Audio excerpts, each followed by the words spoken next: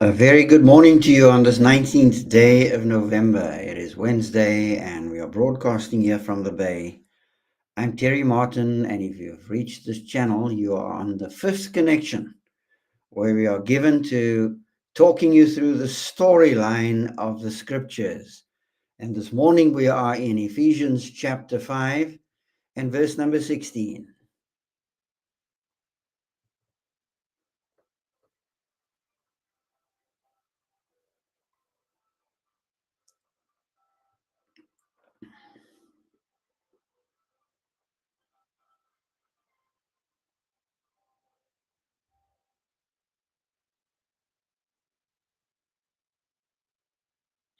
Time waits for no woman.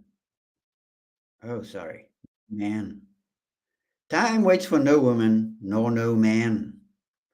We get the impression that we can freeze time and do what we need to and then just flip time back on, and there we go on our merry way. Well, that digital prophet who's now passed away, Steve Jobs, said the following: "Your time is limited, so don't waste it living someone else's life. Your time is limited, so don't waste it living someone else's life." Oh, how we fake being real. We feel we must fake it, live the way someone else lived, instead of utilizing our time well. Well, we need to talk somewhat into that very challenging issue of time, because all of us have 24 hours in a day, 60 minutes to an hour, and 60 seconds to a minute. And a very interesting exercise to do would be to work with the sort of Plimsoll line. 70 years and 10 is the Plimsoll line. Some of us will go way beyond that. Some have already expired, and some are getting closer. All of us are getting closer, actually, moment by moment as the clock ticks. So to use the Plimsoll line, 70 years and 10, which is 70, and then deduct your present age from that Plimsoll line of 70 years. And then start multiplying it out by 24 hours in a day, and then you'll get a total. And then you multiply it out by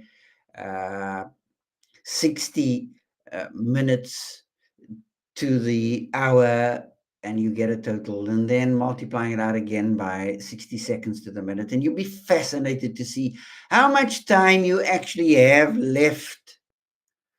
Oh, and some of us live like there is no end to it.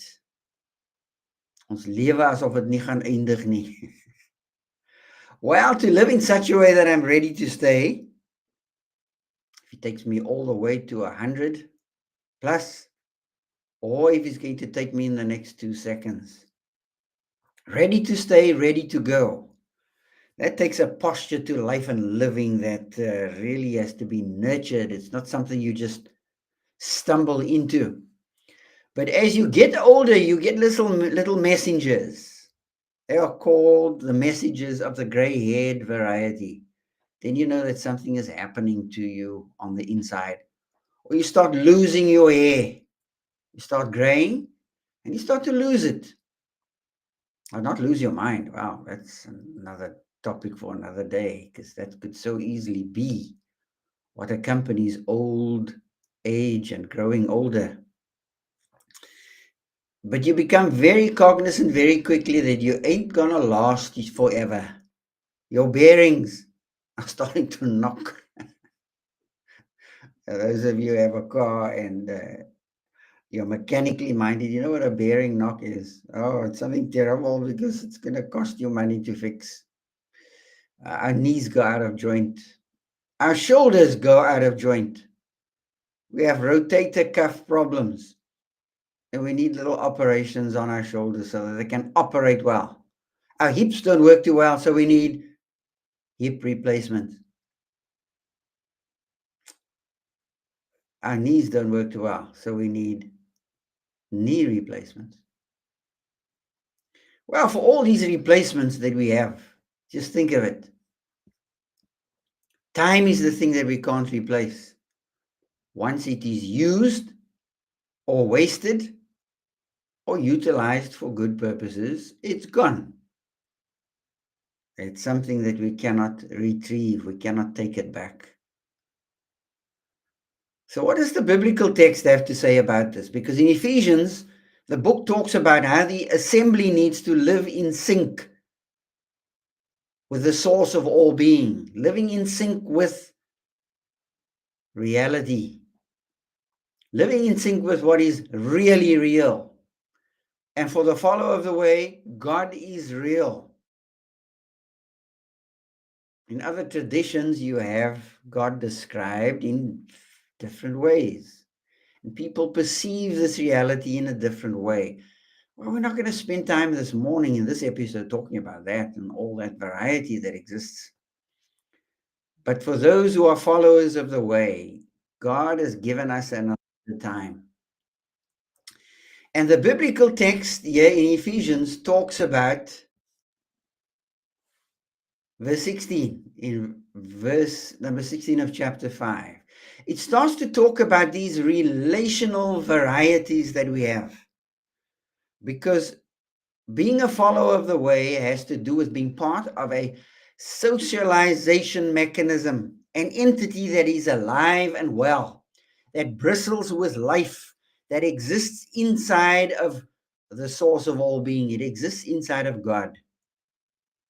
Or have you forgotten Acts 17, verse 28? Verse 25 to verse 28 talks about, in him we live and move and have our being. Now just get your mind oriented to that, and you will already see what big a thing, what big an entity you are grappling with. You are grappling with a reality that is spiritual, a metaphysical reality.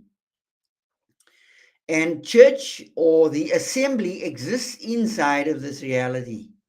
And inside of this reality, believe it or not, we have deep teachable moments that exist in the field of relationality. Now, you need to track with me. Let me slow down a bit. From chapter 4 to chapter 6 in the book of Ephesians, the writer is talking about a reality that has to do with prompts, things that we need to start to get doing, get to do.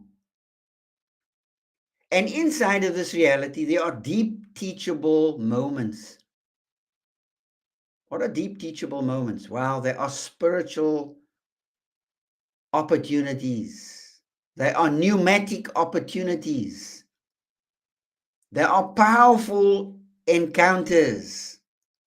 That's why chapter 5 verse 18 talks about, do not be drunk with wine, but be filled with the Spirit. The word there for spirit is pneuma. Pneumatic.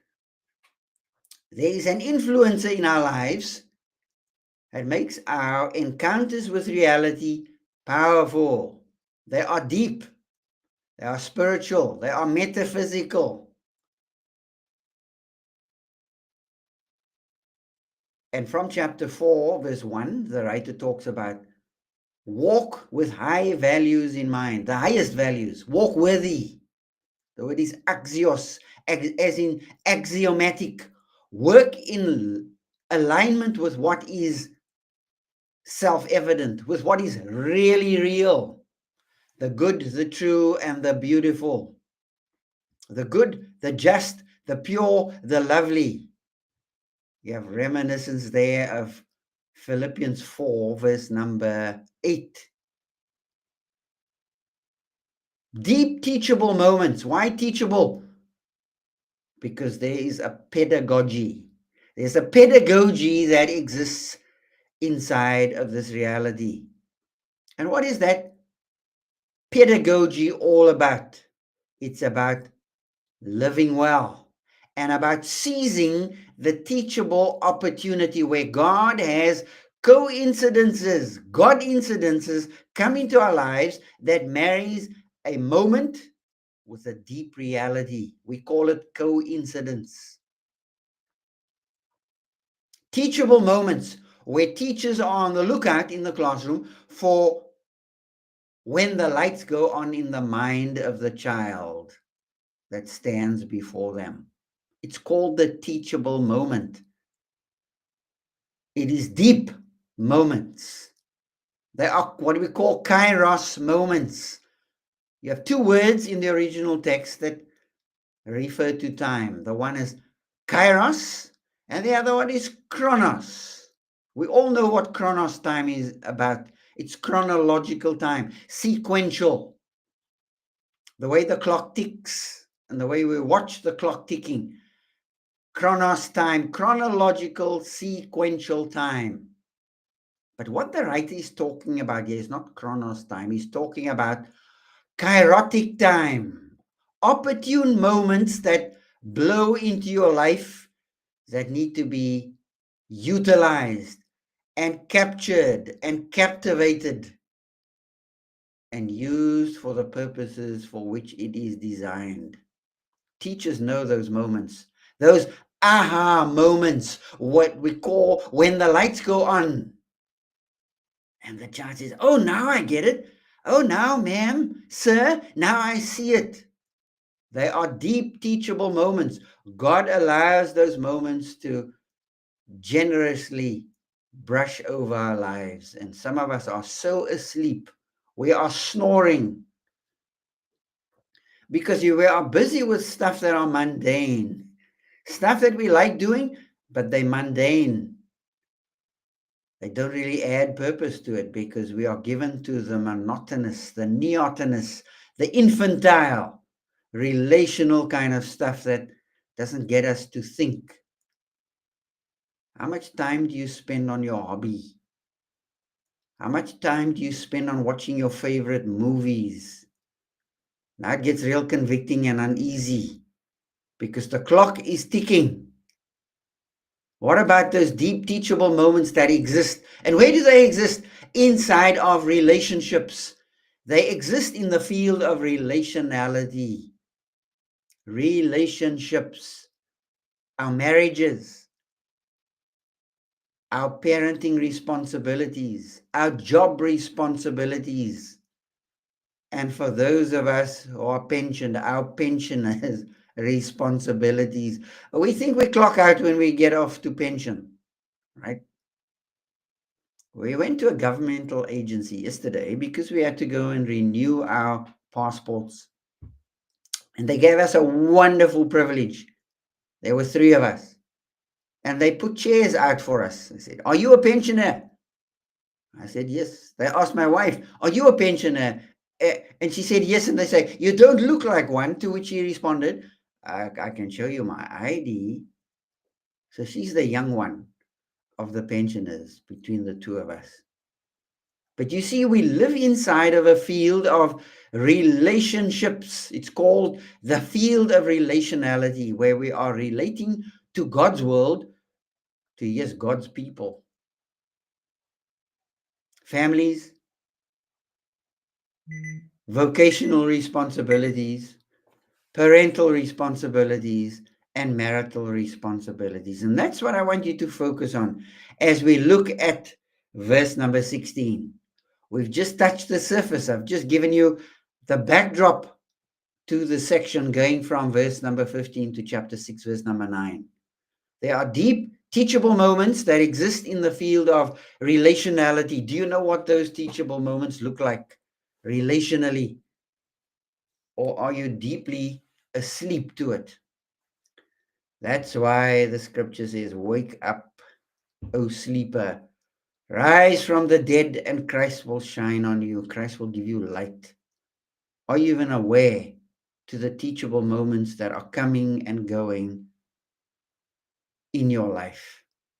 Well, this morning, as you go into your day, you're going to be facing those relationships as a mommy, as a daddy, as a grandparent, as a great grandparent, as someone who has a job, a vocation, a calling that draws you in to be your best of what God has called you to be today. I trust that as you go into this day, you'll be on the lookout for the deep, teachable moments that are going to pop up in the field of your relationships with people. Grab them and use them and maximize them and make them count, not just for time, but also for eternity. Be awake to that. Wake up to that today. As you go with God, I trust that you will enjoy Him. And goodbye for now.